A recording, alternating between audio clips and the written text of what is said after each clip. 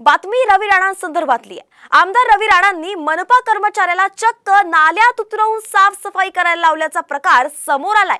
अमरावतीतील अस्वच्छतेच्या मुद्द्यावरून रवी राणा आक्रमक झाल्याचं पाहायला मिळालं।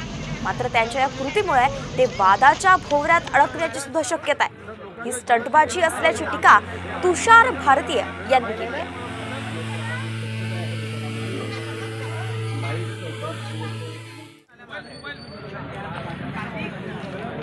ही दृश्य आपण स्क्रीनवरती पाहतोय। रवी राणांनी चक्क मनपा कर्मचाऱ्यालाच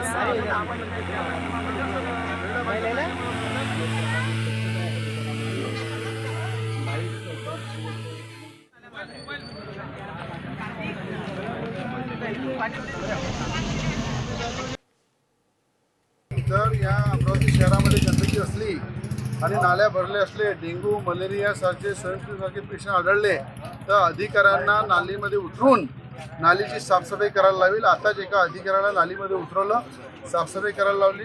जर ठेकेदारांना पाठीशी घालत अधिकारी तर अधिकाऱ्यांच्या हाताने नालीमध्ये उतरून साफसफाई करायला लावेल। आता निवडणूक आली म्हणून तुम्हाला नाल्या दिसतात आहे, निवडणूक आली म्हणून तुम्हाला आता भूमिपूजन दिसतात आहे। जनता तुम्हाला माफ करणार नाही। या पद्धतीने एखाद्या व्यक्तीला नालीत उतरवणे हा तर कायद्याने गुन्हा आहे आणि म्हणून त्याच्यावर ताबडतोब कारवाई व्हावी आणि रवी राणांवर फौजदारी गुन्हा दाखल करावा अशी मागणी आहे।